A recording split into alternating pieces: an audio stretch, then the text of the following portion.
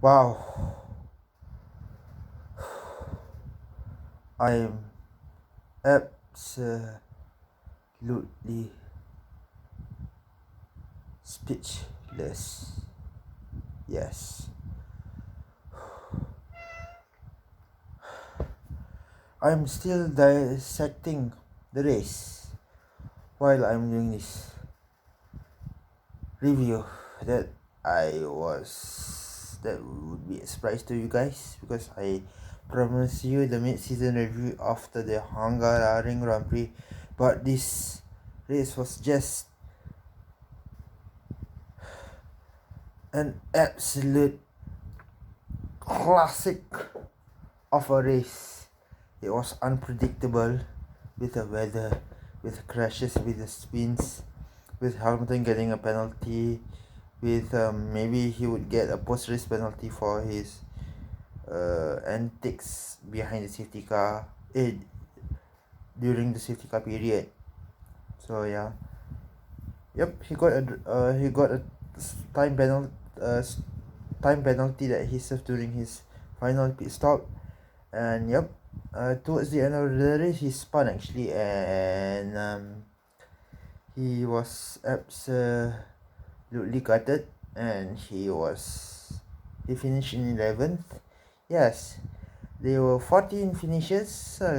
Gasly actually was a 14th finisher, classified as finisher, but he actually retired when he rammed into the back of Albon, I think. Yeah, Albon, yes. Yeah, it was an absolutely unpredictable race. From the amount of crashes, retirements, and one engine blow up to the amount of pit stops the race winner had to eventually make to win the race. 5 pit stops. One of them were a mistake. The other 4 was spot on. Okay. Yeah. Yep.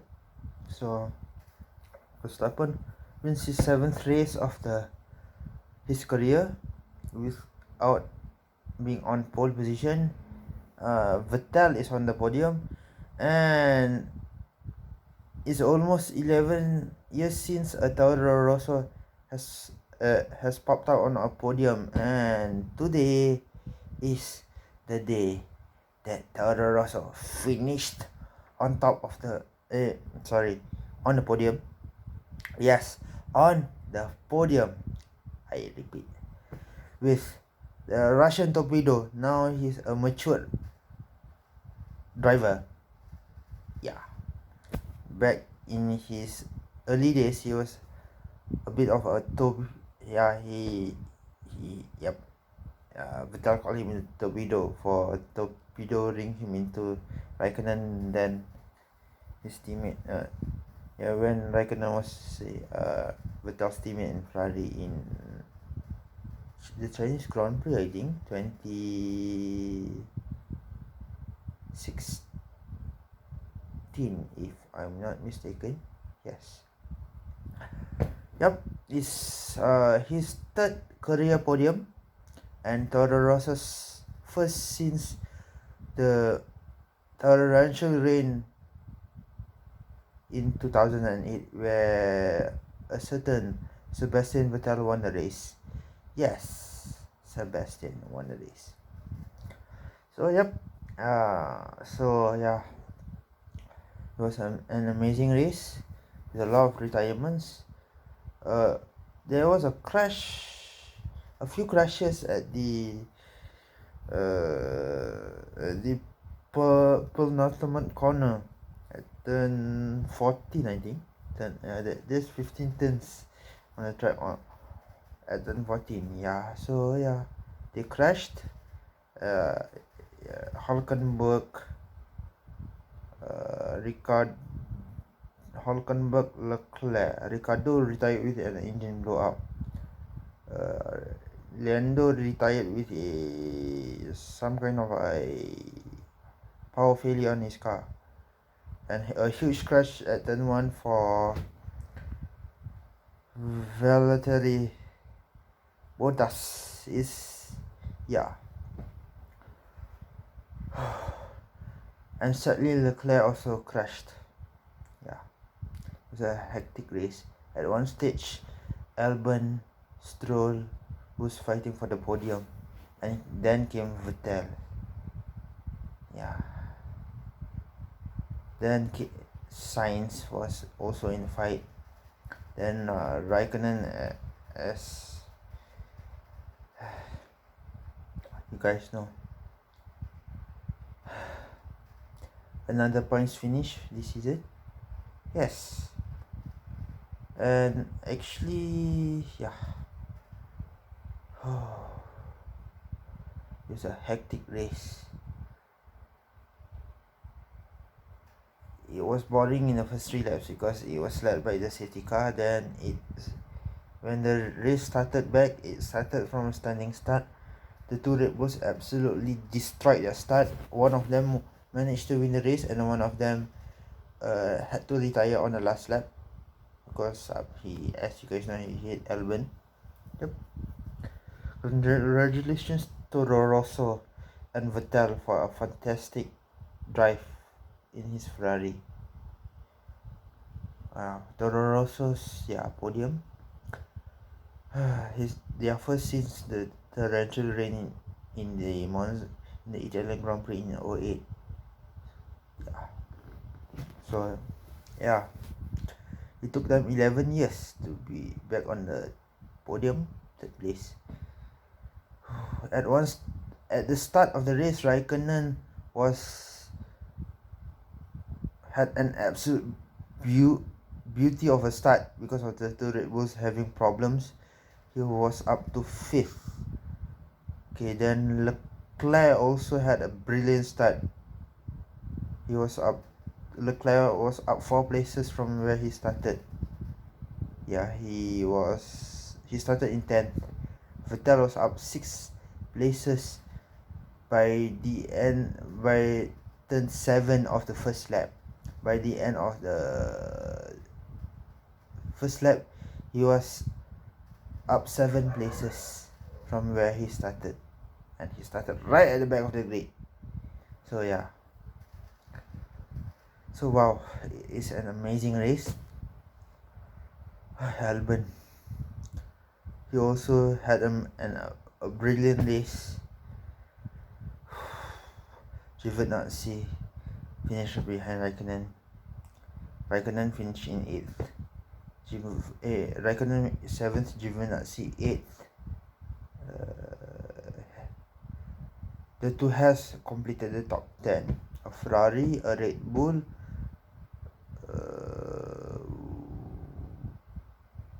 a Racing Point, 2 Toro Rossos, a Ferrari, a Red Bull, a Racing Point, a McLaren. Okay. Then two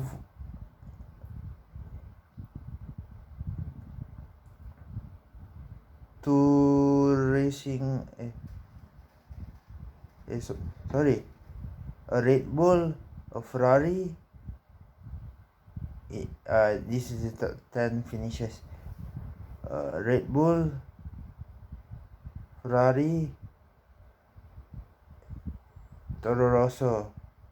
Then I forgot who was 4th place. Or Stroll.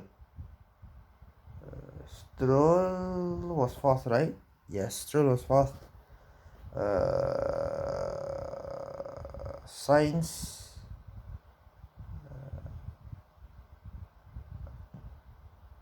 Oh shit. Oh god.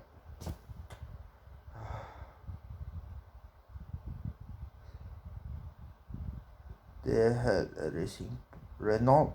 Both of the Renault retired. One McLaren retired. A Ferrari retired. A Red Bull retired but classified as a finisher. And a Pink Panther also retired. So yeah, one Pink Panther.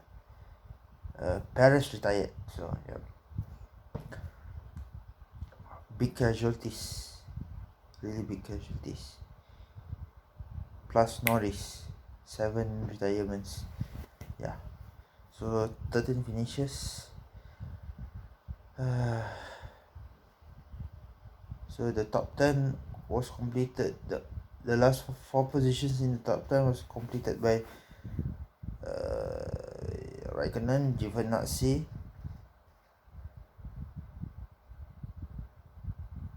Grosjean, and Magnussen.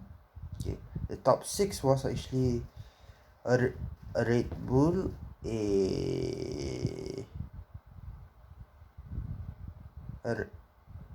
Red Bull, a Ferrari, 2 Toro Rossos. Okay, 4. A McLaren,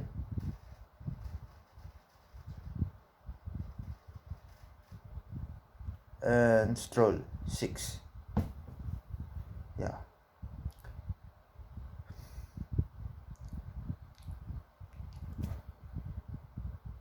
Stroll finished in 4th. Albon finished behind Sainz. No.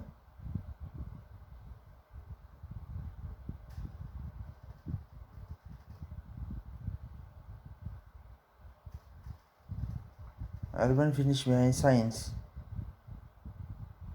Stroll, his teammate, and Vettel, Albon, but ahead of the two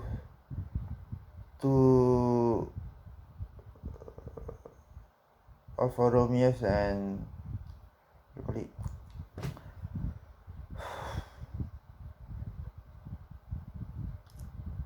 it? The Hasses. Yeah.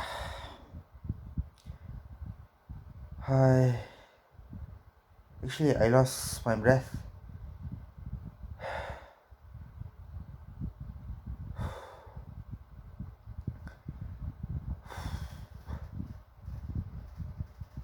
It was a pulsating race, dissecting race, and an amazing, unpredictable, awesome Grand Prix. Yes, that's how I sum up the German Grand Prix this year. 12 months on after Vettel dished it at the Sachs Curve, turn 12. Curve, sorry. Is spelled SACKS, not the sex as in sex. Not that sex. Sex curve. The 12. Yeah. He did his Ferrari last year over there. A year later, he finished on the podium. But it was not. Yeah. His teammate did not have luck and ditched it at the exit of turn 14. Yeah.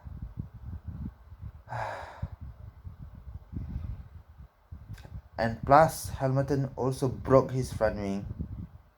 Hulkenberg also crashed. So yeah. Wow. A dissecting race. Unpredictable. Thanks. That sums up my review for the German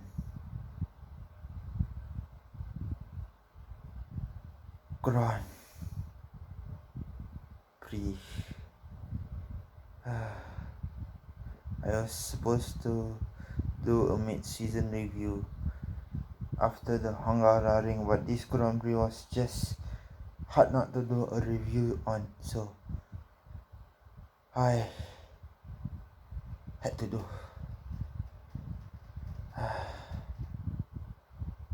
Good night. I might do the preview of the Hungarian and review of the Hungarian race. Yeah, and I should not have said goodnight before I said what I said before I said goodnight. After I said goodnight. So yeah.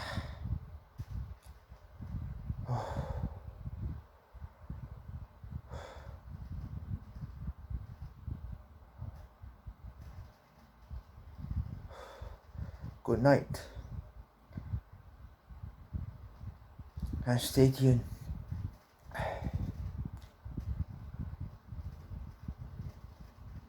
for the mid-season review after the Hungarian Grand Prix.